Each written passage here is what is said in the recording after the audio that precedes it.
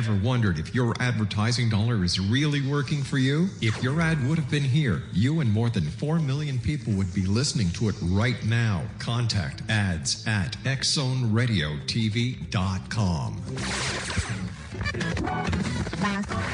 All Hit Radio.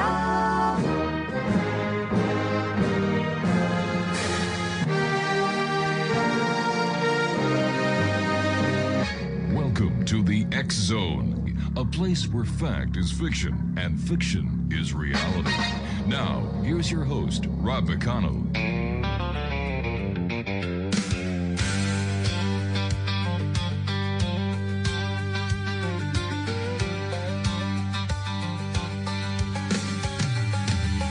When the midnight hour's calling and the world has gone to sleep, there's a voice across the darkness, digging mysteries buried deep. From UFOs to hauntings, ancient secrets carved in stone, there's only one place waiting. Welcome to the X Zone. From coast to coast, we're broadcasting across the USA and Canada too, with truth seekers and believers, bringing hidden stories through. Welcome to the X Zone, where the strange becomes the real. From ghosts and alien visitors to mysteries we can feel. The biggest names are joining us, sharing secrets still unknown, with Rob McConnell leading you into the X Zone. Scientists and psychics, authors, witnesses, and more, talking dreams and consciousness, unlocking every hidden door. From Bigfoot in the mountains to the shadows people fear, the world tunes in each night now, cause the X Zone's growing here. On Classic 1220 CFAJ, streaming worldwide every day on CanCom and affiliates. The X Zone keeps leading the way. Welcome to the X Zone, where the unexplained survives, exploring all the mysteries that shape our human lives, with guests from every corner and stories yet untold. The X Zone keeps expanding, a phenomenon unfolding.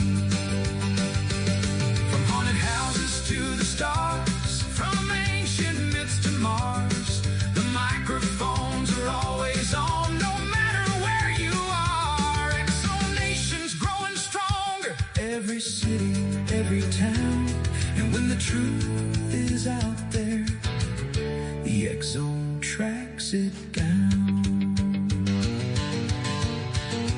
Welcome to the X Zone. Legends growing night by night, with worldwide listeners tuning in, searching for the light. From the paranormal frontier to stories carved in stone, the future of mystery radio lives inside the X Zone. The X Zone with Rob McConnell, where fact is fiction and fiction is reality.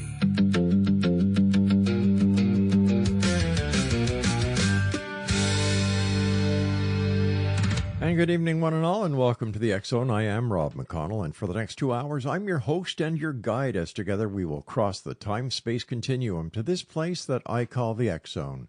It's a place where people dare to believe and dare to be heard. It's a place where fact is fiction and fiction is reality. The X Zone comes to you Monday through Friday from 10 p.m. Eastern until midnight, right here on the CanCom Broadcast Network and on your hometown radio, Classic 1220 CFAJ AM, right here in St. Catharines, streaming us at classic1220.ca. If you'd like to send me an email, xzone@xzoneradiotv.com is our email address, and on all social media sites, X Zone Radio TV. Now, X Zone Nation, I'm going to ask you a question. What if the key to transforming our lives was already within us? What if music, consciousness, spirituality, and creativity are all connected through the unseen energy that humanity is only beginning to understand? Well, this hour, we welcome a very special guest whose remarkable journey has taken him from the world of professional music and performance to the exploration of higher consciousness, healing, personal transformation, and the mysteries of human potential. Joining us this hour is author, musician, speaker, and consciousness researcher John Novello. Through his work as a celebrated keyboardist, composer, educator, and spiritual explorer, John has spent decades examining relationships between creativity, awareness, energy, and the deeper meaning of human existence. His work challenges us to think what we believe about consciousness, intuition, healing, and the incredible untapped power of the human mind are just being discovered. This hour will discuss spirituality, music as a healing force, higher awareness, creativity, energy, vibration, consciousness beyond the physical body, and how humanity may be standing on the edge of a profound spiritual awakening. For more information about John's work, he has two websites, johnnovelloauthor.com, and where's the second one? Craig, where did you put it? There it is. keysnovello.com. Joining me now is John Novello. John, welcome back to the X Zone. Great having you with us. Yeah, it's fantastic. Hey, I love that intro song. That was a fantastic song. Did we get your feet tapping? You got me grooving to it, man. I'm not even a country dude. I'm a jazz blues guy, but I love that song. I know. Coming from you, that's a great compliment. So thank you very much, John. How did your career as a keyboardist and music composer, author, and how did that start? And what was the transitioning like, getting into the consciousness and the awareness that you're well known for now? Yeah, it's a pretty unique, blessed situation. I was 3 years old, believe it or not, sitting in a living room with my parents, and we were watching, I'm giving my age now, the Lawrence Welk Show. Remember that show? Mm-hmm. Big band, and he always had some great stuff, right? Yeah. Anyway, there was an accordion player on there called Myron Florin. Oh my gosh, yeah. I used to love. Go ahead. I was just going to say I used to love watching the Lawrence Welk Show with my mom and dad on Sunday afternoons. Yeah, exactly. Yeah. Well, he was great, and I was only 3, Mm-hmm. and I grew up in an Italian Catholic family, and I saw the accordion. Now, imagine I'm at 3 years old, and I'm not really that critical of a thinker, but a little voice filled my head, and I don't mean a regular voice. A voice was so loud and so demanding that it said, "Point to the TV." So a little kid, 3 years old, sitting on the carpet, my right hand pointed to the TV, meant I was pointing to the keyboard because Myron Florin was playing.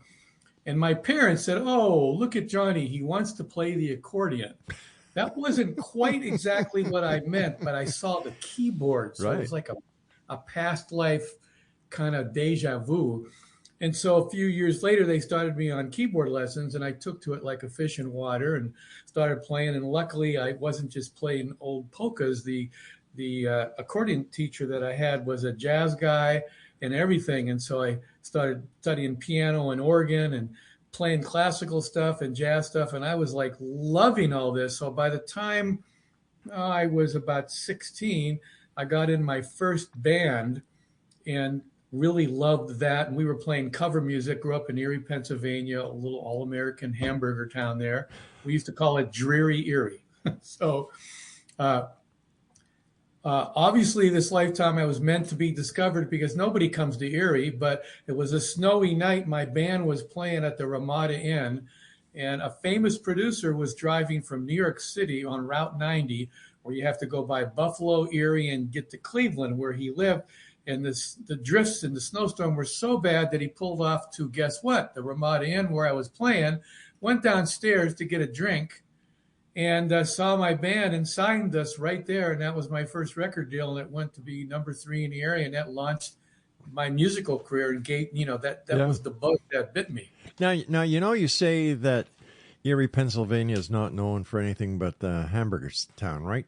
However, my friend, I think Erie, Pennsylvania got a big boost when Tom Hanks came out with That Thing You Do, because their band was based in The Wonders was based in Erie, Pennsylvania. Yeah, I got called to be a potential consultant on that because I became one of the 3 famous guys that left Erie, Pennsylvania. I think it was Fred Biletnikoff for the Raiders. He became famous and left. And what's that guy, the lead singer for Train, I think? Yeah, so I got called to do that. But you're right. Yeah, then I remember when that movie came out. One of my favorite movies of all time. But I must tell you something, John. I think I am the #1 John Novello fan in Canada. I love your music. Well, thank you so much. I really do. And I know how hard you've worked over the years. And how did you enter into the realm of the metaphysical? Well, that's really interesting. That's got a bit of a loss situation because my first wife, Gloria, we had 20 beautiful years together. I moved out to California. She was an actress and a singer, beautiful model, healthy as heck, macrobiotic diet, worked out. I was a guy that ate pizza at 2 a.m. But she one day said, "Hey, John, come here. I've got a little bump here in my breast, and it was a bit of a cyst." And she ended up getting diagnosed with a very serious breast cancer, very aggressive. And we went all over the world. I took off and went to Mexico, to alternative Germany, you name it. And she lost her fight. But we were so joined at the hip spiritually. We used to always say, if one of us went first, then let's see if the other one can talk to us. So we had a pretty good spiritual IQ in that area. So she passed. And I started getting all these after-death communications that were clear as a bell, because that voice that spoke to me at 3 years old was eventually, I wrote a book called The Invisible Architect. We'll talk about that later, but I was blessed with that connection to what I call source, or the energy within, as you said in your intro. And so, make a long story short, these communications were so clear. I just said, I'm going to write a book about this and share it. And then at the last minute, I thought, I'm going to sound like a husband in denial if I don't get external corroboration. So I hired 5 famous mediums, and I called in to each session from a blocked phone, didn't tell them my last name, and my wife, Gloria, came through, and I published all of those in my first metaphysical book called The Song That Never Ended. John, we're going to have to take a break here. Please stand by. This is fascinating. And thank you so much for joining us, John. Always a great pleasure talking to you. Sure. Stand by. Exonation. John Novello is our special guest this hour. And once you hear his music, you're going to be hooked on it like I am. In fact, for the next 3 segments, we're going to be coming in and going out with some of John's music, and you'll see for yourself what I mean. If you'd like to find out more about John, visit his websites, johnnovelloauthor.com and keysnovello.com. This is the X Zone. I'm Rob McConnell. You're listening to us on the CanCon Broadcast Network and on your hometown radio, Classic 1220 CFAJ AM in St. Catharines, streaming us at classic1220.ca. When the midnight hour's calling and the world has gone to sleep, there's a voice across the darkness, digging mysteries buried deep. From UFOs to hauntings, ancient secrets carved in stone, there's only one place waiting. Welcome to the X Zone. From coast to coast, we're broadcasting across the USA and Canada too, with truth seekers and believers.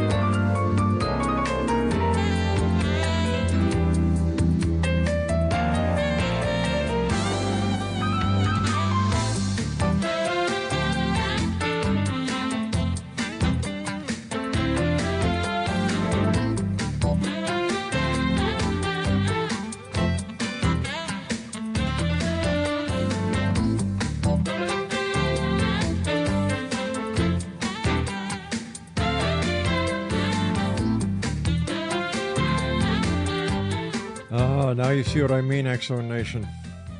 That's John Novello's Good to Go. And John Novello is our special guest this hour. John, thanks very much for joining us. And, listening to that song, I should have been holding a martini with double olives in it while I was listening to that. You're just one hell of an artist, my friend. Thank you. Please continue the story that you were telling us. Last we left, you had contacted 5 mediums, I believe you said. Yeah, because you had asked me how I got into the metaphysics. Right. Well, these after-death communications were so clear, I wanted to have corroboration. And my wife came through with things nobody could have known. I mean, I fell off my seat several times.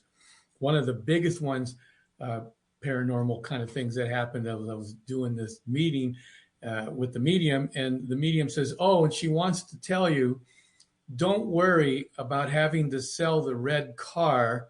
She understands we needed the money." And that floored me. And the reason is she was fighting the cancer, and we were like going broke, and the alternative therapy and everything. And she had this right-hand drive. Remember the Saint? He had a Volvo right-hand drive. Yes, like yeah. a Ferrari. I forget the P1800 or something. She had one of those in the backyard that we were going to refurbish. And I had to come to her one day and tell her, look, we could get 10 grand. We need the money. And she shook her head. And nobody knew that but me and her daughters. So for her to come through the medium and tell me that, because, the discarnate souls know you need their love and know that they're okay. So that was one of the ways that she let me know she was fine. Isn't that amazing? It truly is amazing. And were you a believer or a skeptic at that time? I mean, prior to the evidence that could not be challenged. Well, I was always interested in the area. And since at 3 years old, I had that voice from above. Right. Talk to me. I was more of a believer than not, but I had never had an after-death communication from a loved one. And since it was so strong with me, that corroboration really made it a believer. But let me tell you what really made me a believer. Now, I finished those medium sessions, and I had this back and forth that was going on with my wife, but I really missed her. So I started reading about out-of-body exploration, and I read a guy named William Bullman. He had 2 books, Adventures Beyond the Body and Secrets of the Soul. Right. And there's all these exercises about how to go out of body. So every night, because I wanted to visit, I had read that you could possibly, when you're outside your body, maybe visit a loved one. So that was my obsession. I was more obsessed with that than playing music in this dimension. That's because I was grieving so much, right? So I kept trying for 3 months and nothing was happening. And they kept telling you what the symptoms were. One night I was going to give up after an hour with a mask on and trying. And I felt like I had to go to the bathroom. So how you roll out of bed, you roll to the right or to the left. So I rolled out of bed, landed on the floor. But when I landed on the floor felt spongy. And since I had read about everything, I went, oh my God, am I out? So I looked down at my body and my feet. And as I stared at my etheric body or energetic body, which what it was, it started to melt. Now, it didn't scare me because I went, oh my God, I'm outside my body. That means I should be able to turn around and see John Novello sleeping under the covers. And I was a little nervous about doing that because I heard that if you get too astonished, you could zip back in. And I wanted to stay out and visit her. So I turned around real slowly. And there I was. Oh my God. And I knew it wasn't a dream. I knew the difference. So I stared at myself under the covers. And then I said, oh, I'm going to go float around. So I levitated. I floated to the end of the hallway. And my German Shepherd was on the other side of the wall of the door. And I never had him in the bedroom because he'd wake me up. So I said, I should be able, like the movie Ghost, I should be able to go through this door. So I pressed on it and it's smooth and it's spongy and I went right through. I felt the molecular structure and I zippity-dooed through the door and my dog, my shepherd, turned around and looked up at me. And, they say dogs have different senses. And he must have seen me because his tail went between the leg and he went and ran, right? and then that startled me and zippity right back in my body. But now that I did that, I started doing it once and twice a week, I started to become almost expert at it. And one night it happened. I got outside my body, and William said, if you want to go to your highest self or find a loved one or go to the afterlife temporarily, don't worry. It's safe. Just postulate it, because in the thought universe, the astral world, things happen at the speed of thought. So I first thought of myself, go to my higher self, and it was like a wormhole. And I ended up some dimension. I didn't know what it was. I wasn't scared. And then I went, I want to see Gloria. Next thing I know, zippy into another area, and I'm in front of this castle with these 20-foot like Roman Parthenon doors, and they opened, and I floated through the doors, and I got to the sanctuary in the front of the house. It's a big house, high ceilings. There was a spiral staircase, and guess who was at the top? Gloria. And I went, Gloria, oh my God. And I put my arms out, and she died at 54, but she looked like she was 34. You know what I mean? And I was so excited to see her, but then guess what? She wasn't that excited to see me, because she went, John, I should have figured you would have figured out how to do this. You can't do this. You can't, it's not your time. Go back. And she kept saying, go back. And next thing I know, I'm back in my body. So how that for a paranormal? Wow. Did you ever try to go back? Yes. And I seem to be prevented, not from going out of my body. I did other out-of-body explorations and higher self and various other things, but only one other time did I get to go back and see her. It was almost like there was spirit guides or groups or somebody that was filtering out that wouldn't let John Novello. And what I got was they wanted me to get back into my life and quit being obsessed with the afterlife. And they had a point. You know what I mean? How have your experiences, the out-of-body experience, seeing Gloria, and then I'm sure knowing you've traveled all over the place, and once you've realized you could do it, how has this changed your outlook on what we call life in reality? Well, it totally gave me 100% faith and certainty that we are infinite, eternal beings, not people that are in bodies and we die and go to heaven and hell and all this kind of stuff. Because I grew up in an organized religion. And so I have 100% certainty of my infiniteness, and know that when I pass away, it's just going to be me moving on to a different dimension. Right. And it changed my whole outlook on life, because I knew that I was here to carry out my blessed talents and to remember who I am, my divinity, and help service others. And it helped my playing immensely, because I was already a good player. But once I went out of body several times, because, jazz is a pretty subjective, personal sort of, what's the word? Self-expression. Yeah. Jazz is more than anything. And so when you start becoming one with yourself and one with source, you're at a higher frequency. And when you're at a higher frequency in jazz, you play your best improvisation. So it changed my plan for the better. It really did. Truly fascinating. When you were out of body, what was it like? Excuse me. How did you feel? Were your senses peaked? Were you able to?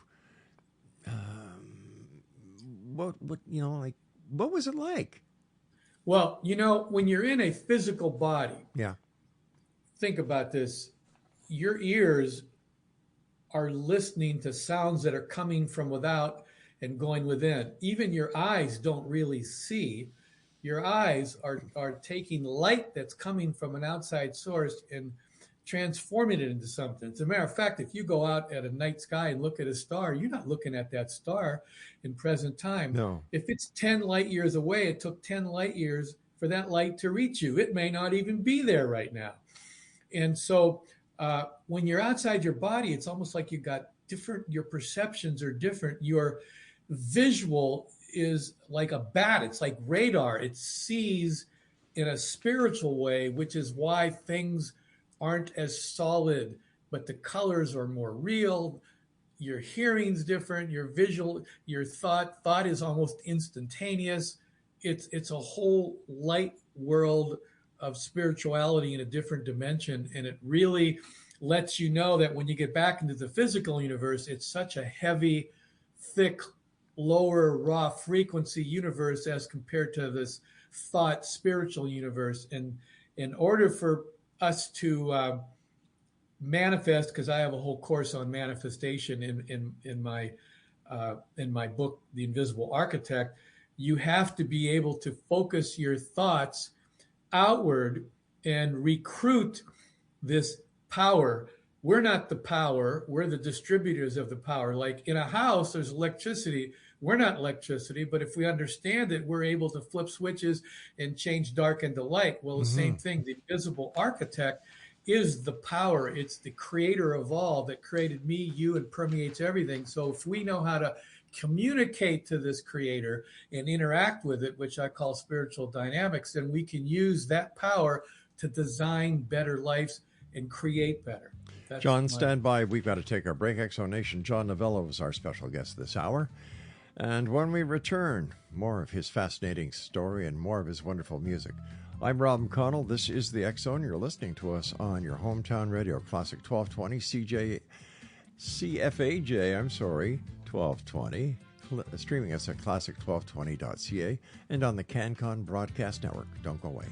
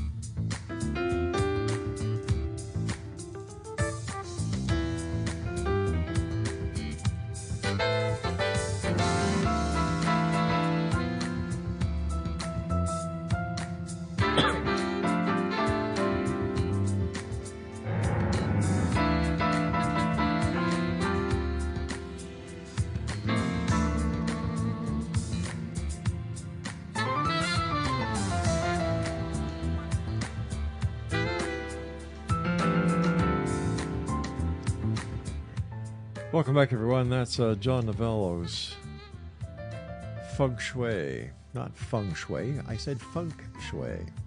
Featuring Donald Haynes. Before we get back to John, I'd just like to share a couple of websites with you, Exonation. If you'd like to find out more about John, he's got two websites, johnnovelloauthor.com and keysnovello.com. John, in your view, what is the greatest misunderstanding people have about spirituality?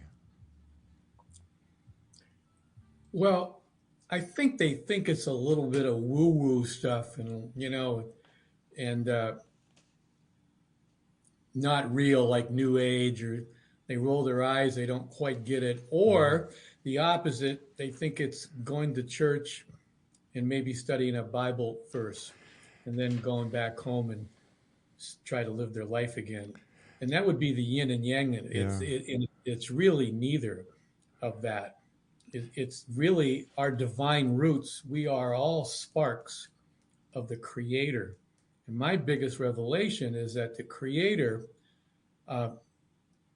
expresses its perfection and its love through us, through its children, through our desires. So the kingdom of God within has that kind of meaning, because the invisible architect, I decided to name it that so it didn't have any connection to any organized religions, because architect is creator, Yes. and invisible. So to me, invisible architect. Plus, it told me that's when I was writing the book, The Invisible Architect, it told me that's what it wanted to name the book. So who am I to argue with the creator, right? Yeah. So do you think that your book was channeled to you by the creator? Yeah, I woke up one day in 2018, and remember, I had this voice going on interacting since I've been 3 years old, and the voice said, "Hey, it's time for you to pay it forward." And I said, "What are you talking about?" And I remember I already wrote the metaphysical book, The Song That Never Ended.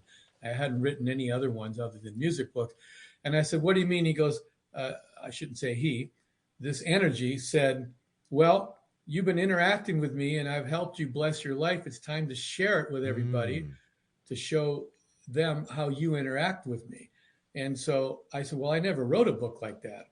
"Well, don't worry about it. I'll help you." And so once I got the title of the book, it was the craziest thing. It was not automatic writing, if you know what that is, but it was similar in that I started to write a chapter. Next thing you know, it was like all the content was starting to just be downloaded, and I just couldn't even keep up and write fast enough. And it took me about only a year, and I wasn't going to release it because in my music world and all my peers who knew me as this jazz dude, I thought, what am I going to do? Release this metaphysical book? I don't know if that's a good thing for my PR. And I got reprimanded, like, "Hey, you're paying it forward. Shut up." you know? And so I released it and went to be an Amazon #1 in metaphysics. Go figure, a jazz guy writing a #1 book in metaphysics. Some of my musician friends would even razz me about it. Like, hey, John, what are you doing? I said, "Hey, I don't know. I'm just going with the flow, dude." Unbelievable. You know, But I love what you said earlier about, the spark of God, because I believe that, the plan for each one of us has been laid out in the book of Genesis, where it says, "And God said, let us create man in our image, in our likeness." So, there we are. We're all children of God, or creator of the creator here. Yeah, and it wants to express its love and perfection. But here's the secret that a lot of people don't realize. God loves us so much, the architect, that it gave us free will. So it's not going to bypass. That'd be like telling you to do something. I mean, and saying, "Okay, go do it." And the moment you do it, it said, "No, you're going to do it this way." It gave us free will. So we can choose abundance. We can choose scarcity. We can choose evil. We can choose whatever we want, and we will learn accordingly to our experiences. So in the end, it's best, of course, to raise our frequency towards the creator frequency and be more constructive and service others. It seems that anything good, you really have to work hard at it. And anything evil just comes so easy. And I think that this is part of the divine plan to get us on the proper path by telling us, yes, you can have whatever you want that is good, but it's going to take work. I'm not going to tell you, I'm not going to give it to you. I'll be there to guide you. And yet on the other side of the coin, because I believe we live in a basically digital existence where a binary existence where there's up, down, in, out, good, bad, right, left, and so on. So the other side is evil. And it's so easy to do the wrong thing. But if you're working on becoming that good person, following his guidance or the guidance of the architect, it's a little harder, but the payoffs are a lot better. The payoffs are a lot better. And like you were trying to say, I think the word you might have been looking for is the universe is a dichotomy. Bingo. Thank you. You can't understand cold without hot, right? And what's good without evil, and what's rich without poor, etc. And somehow the universe is built that way. And then everything in between, there are lessons to learn. Now, you asked me earlier a particular question: did I ever go back and visit my wife? Well, Yes. I got to tell you this story. Okay. This is the most amazing story. So, my new wife, second wife, I was grieving for about a year. I had already visited my wife, the first wife, on the other side, and one day I got an email from my first girlfriend. Hey, John, it's Barb Simpson. Do you remember me? And it had been 36 years from Erie, Pennsylvania, when we dated, and she disappeared mysteriously. That's another story and another thing. But make a long story short, I said, yes, I remember. And so we started hitting it off, and it became a breath of fresh air. Like she was helping me recover, like the architect was sending me maybe my new soulmate. I didn't know, but it was a breath of fresh air. We started talking on the phone. She lived in Virginia. I'm now in LA. And next thing you know, she goes, well, I got to visit you. I got to come out to San Diego. So she books a flight. And 7 days before the flight, and I remember I had this connection to the architect. It advised me, it counseled me and everything. 7, 8 days before, the architect says, hey, John, something's wrong with Barb's flight in that day. And I didn't question it anymore. I had 100% faith. So I called her up. I said, Barb, you're going to think this is woo-woo stuff, or that I've got cold feet, or I've got a girlfriend. It's none of that. I'll tell you later. Just do me a favor. Change the flight. Change the day. I'll pay for it. So she changes it 5 days later. And that day, Tuesday morning it was, I went to bed late and I got up at 10:30. And when I went to bed, there was no messages on my answer machine, one of those old analogs. And when I woke up, there was 46. I went, what the heck happened in 8 hours? So I start checking the messages, and it's Barb. John, call me. You won't believe it. How did you know? And all these kind of panicky things. Turn on the TV. Well, guess what? She was on flight 77 on 9/11. Oh, my God. That flew into, well, sorry, that's the official story, flew into the Pentagon. Can you believe that? Oh, my Lord. So guess what? If that wasn't a sign that the Creator was sending me my next girlfriend, I would have been a dummy, right? Yep. So she came out 5 days later. I gave her a hug, and we ended up getting married and having 20 years together. So my first wife was 20 beautiful years. Now I have 20 more years. But 4.5 years ago, after I moved here to Nashville, where I live now, the Lord took my second wife. She died very suddenly of a stroke. So, of course, you know what I did. I didn't hire mediums this time because I was devastated, but I did go out of body, and I did also at the same time visit her in the afterlife. So I've had 2 20-year beautiful relationships and visited both of them. Know both of them are doing well. And I always made a joke to my attorney. I said, you're going to have to draw me up a disclaimer. He goes, what? I said, well, if the Lord sends me a third wife, I'm going to have to let him know that the first 2 are on the other side. And is there a third? No, so far, I didn't look for the first 2. It just happened. And so if there is meant to be one, it hasn't happened yet. That is both strange and beautiful at the same time. Do you think that your wives on the other side ever get together and talk about the good times? I'm sure they do, because my research metaphysically has told me that we have, just like we have tribes here together and friends and groups we hang out with spiritually, spirits evolve into soul groups, and they reincarnate and travel to the afterlife, and spirit guides and, review their lives and hang out and come back. And so I'm sure this was a scripted pre-birth agreement. Some people may or may not believe in that, and I don't mean to step on any beliefs, but that's my beliefs. Mine too. And that we reincarnate to learn lessons, and the veil of amnesia comes over, so we don't know, so we get challenged with various things. And so I know for sure, because I've had a couple of Akashic readings, which is another way of finding out spiritual stuff, but these 2 wives were meant to be soulmates, and they were meant to leave early in order to catalyze my spiritual growth. And believe me, they did. If there is a third soulmate out there, they're going to inherit a much better John Novello from me having gone through the two losses. You know? John, stand by, my friend. You and I have to take our final break. This hour has gone by way too fast.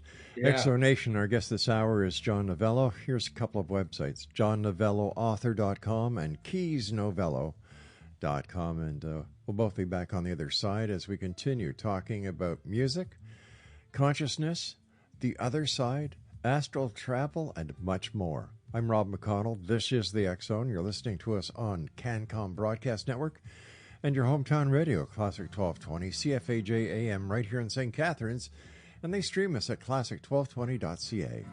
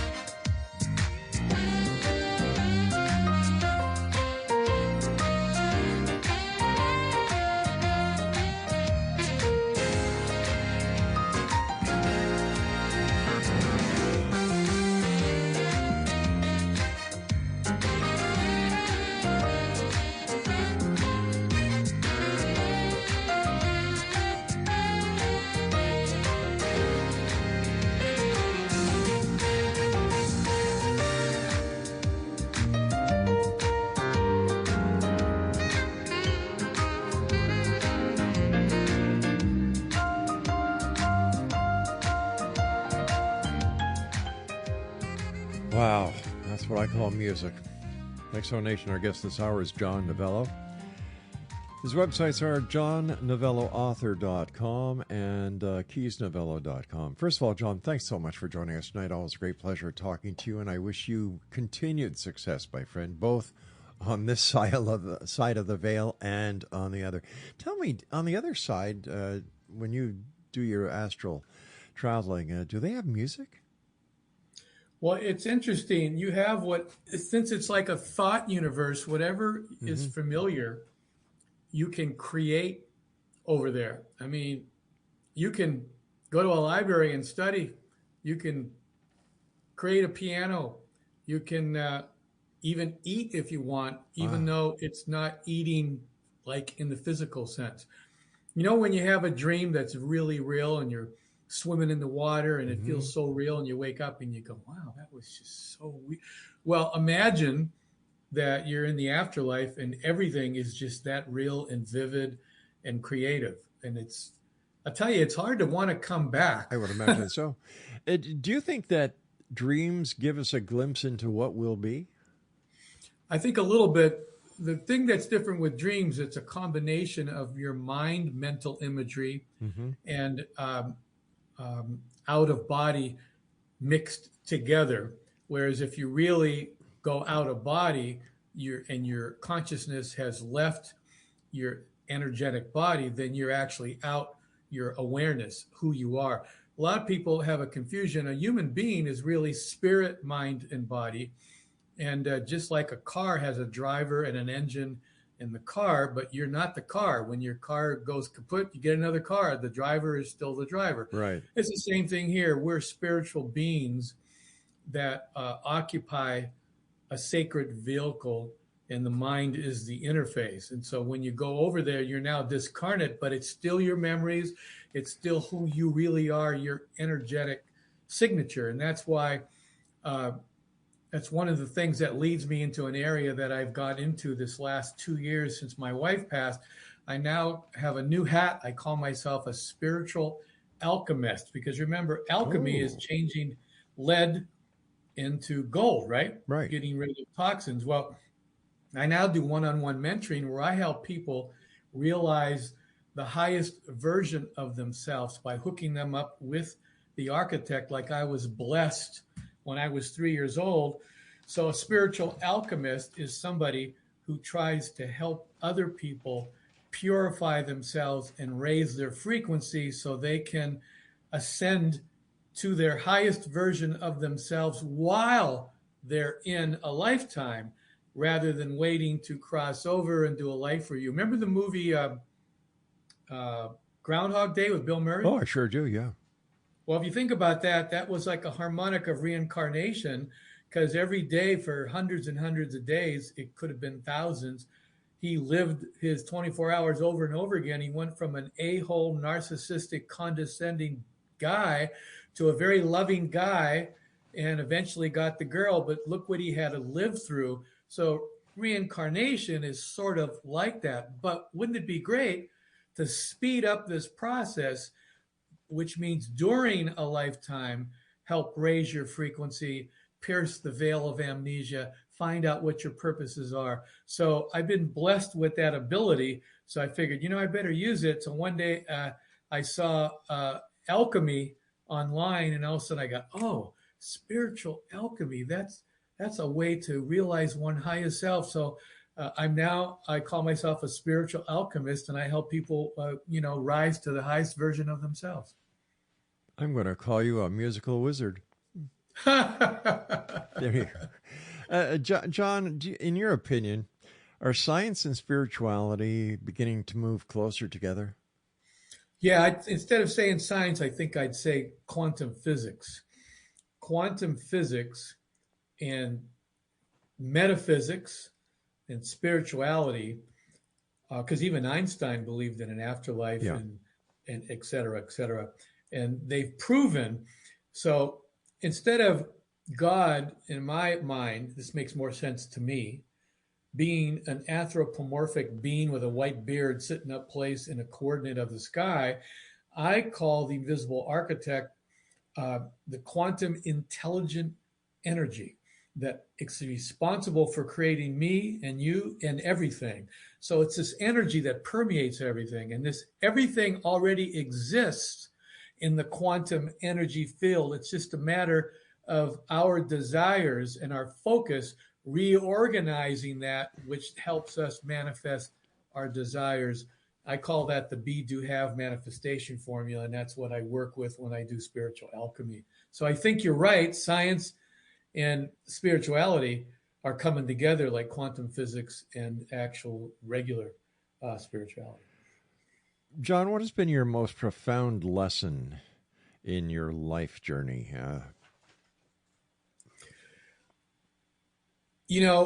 This is a very overused phrase that people say glibly, but I finally think I got it after my second wife was the personification of unconditional love. Not that my first wife and I didn't have a great relationship, but my second wife, Barb, she was the poster person for unconditional love. Her love was so unconditional that's why it was so hard when I lost her. But that was part of the plan, because she was a mentor of mine in that area. And so when she went away, it catalyzed my love. And I remember I wrote a new book that's not out yet called Beyond the Architect. And that's crazy, because how do you go beyond God? But one day I woke up again, and the architect says, you need to write the sequel to The Invisible Architect, beyond the architect. So I started writing it. So it's done, but it hasn't been released yet. You just brought up an interesting coincidence. A couple of weeks ago, I had this lady on the show, and she claims to be a human that has been transformed into an angel. Okay. And I was asking her, well, who created you? And she said, God. And then I thought I'd ask her a really hard question. Who created God? She said, the original ancients. And then the original ancients? Yeah. Ancient. Okay. And then I thought, all right, I'm really going to get her on this one. Well, who created them? She said, well, they're ancients who were created, the ancients who created God, who created us. And I'm saying, oh boy, this is going to go down, down, down, down. But you know what? After the show, I got to thinking, I'm saying, wow, maybe she's right. How do I know? Great question. Who did create God? Where did creation start? Right. Or you can go the quantum energy field, intelligent energy field. See, electricity is an energy field, but it's not intelligent. It has to be directed, right? Right. But God, or the invisible architect, the power, it's a quantum intelligent energy.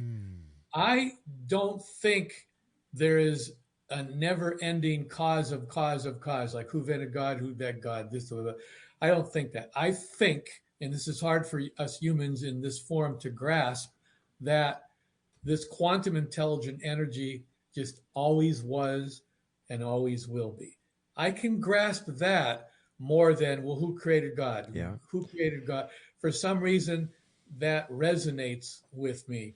I think that what you're, as I can see it, if I can put the quantum energy into something that listeners may be able to easier associate with, you've got the Father, the Son, and the Holy Ghost. Is it possible that the Holy Ghost, the Holy Spirit, or the Holy Energy is what you and I were just talking about? Exactly. Yeah. I know. Yeah. Well, to answer that last question, the greatest revelation spiritually, metaphysically I had is literally God is love. And what I mean by that is pure unconditional love, which was what my wife, I think, was meant to show me, is the highest frequency and commodity in the universe. And when we get to that level, everything falls away, and there's no separation anymore between you and the architect. That's fully love, and that's affinity at the highest level. So that was my revelation. John, I want to thank you ever so much for coming on the show tonight. Continued success. Please don't be a stranger. Come back and visit us whenever you have time. And I look forward to the next time you and I meet here in the X Zone. Thanks, Rob. Appreciate it. Have a great one. You take care, my friend. And X Zone Nation, if you'd like to find out more about John, please visit johnnovelloauthor.com and keysnovello.com. I'll be back on the other side of this break, and we're going to be listening to John's, let me see, this is called Shuffle the Deck.